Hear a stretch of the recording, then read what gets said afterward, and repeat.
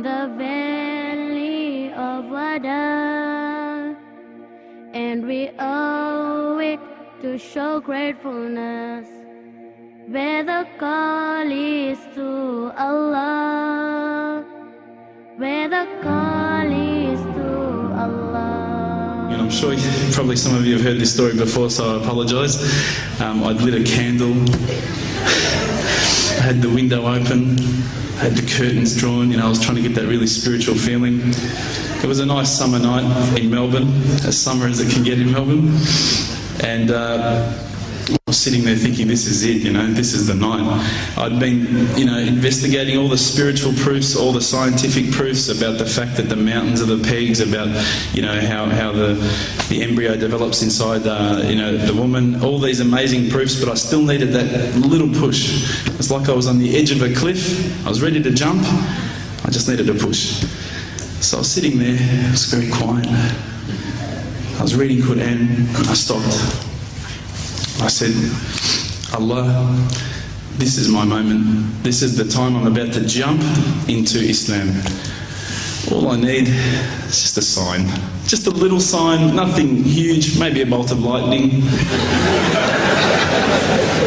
Maybe half the house could fall down or something, just small. It's small for you, man. You created the earth, come on. So I sat there. I was waiting for the candle to start gliding up to 4 metres high like in the movies. And I go, okay, go. And subhanAllah, nothing, absolutely nothing happened. I was really disappointed, to be honest. So I sat there and I said, Allah, this is your chance. I'm here. I'm not going nowhere. I'll give you another chance. Okay, maybe you're busy. I know it's daytime over the other side of the world. There's a whole lot of stuff going on. Maybe this time it could just be like a car backfiring. Something small. All right, half the house, the candle. Let's forget that. A bird could fart outside. I don't care. Just anything. So I said, okay, go. And subhanAllah, absolutely nothing happened. And I mean, I couldn't have even said, oh, that was it. That creep just then in the wall, that was it. Absolutely nothing happened. I was really disappointed. I was gutted. I was sitting there thinking, this is it, this was my last chance, Islam, and I haven't found it.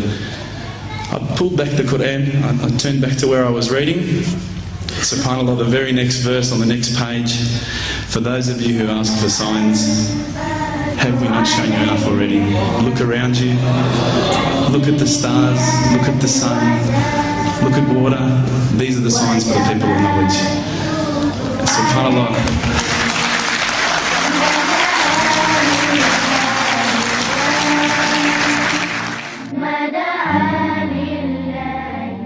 إن في السماوات والأرض لآيات للمؤمنين وفي خلقكم وما يبث من دابة آيات لقوم يوقنون واختلاف الليل والنهار وما أنزل الله من السماء من رزق فأحيا به الأرض بعد موتها وتصريف الرياح آيات لقوم يعقلون تلك آيات الله نتلوها عليك بالحق فبأي حديث بعد الله وآياته يؤمنون.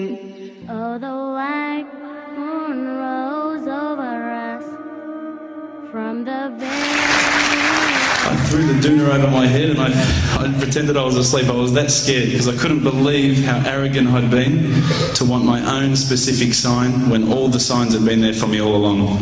The fact that we have this world, the fact that there is this creation, these are the signs for all of us. The next day I decided this is it, I'm becoming a Muslim. I'd been investigating Islam now for probably about 6 months, to be honest. I went in and I said to myself, this is it, I'm going to make shahada. I had no idea what I had to say, I had no idea what the words were. It was probably close to Isha prayer, so it would have been, 7, 8 o'clock at night. I went in and I couldn't believe it. There was about 1,000 people at the mosque. I thought, subhanAllah, look at this religion. Look at how strong they are. It was the first night of Ramadan.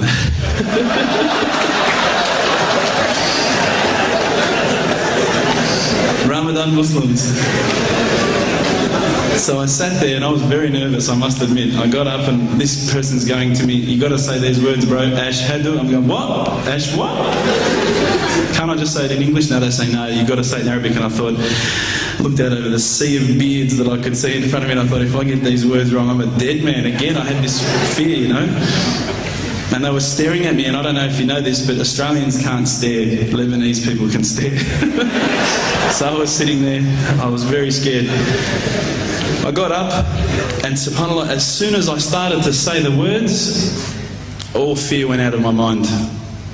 It felt as though a shower was inside my head and someone had just turned on the cold tap. Felt like I'd been flushed clean. I said the words, and I wasn't expecting so many brothers to come up and yell, Takbir, Allahu Akbar, and start kissing me and hugging me. Now, I'd never been kissed by that many men in my life. But it was a beautiful day, I must admit. And that day was the day that I had more brothers than I could ever imagine, more sisters as well. But I guess since that day I've never looked back. My family, I think, initially were very worried that I was going to be, I guess, a little bit weird towards them. They thought that I was going to break out the AK-47s and the grenades. But they realised, I think, soon that this religion was actually making me a better person.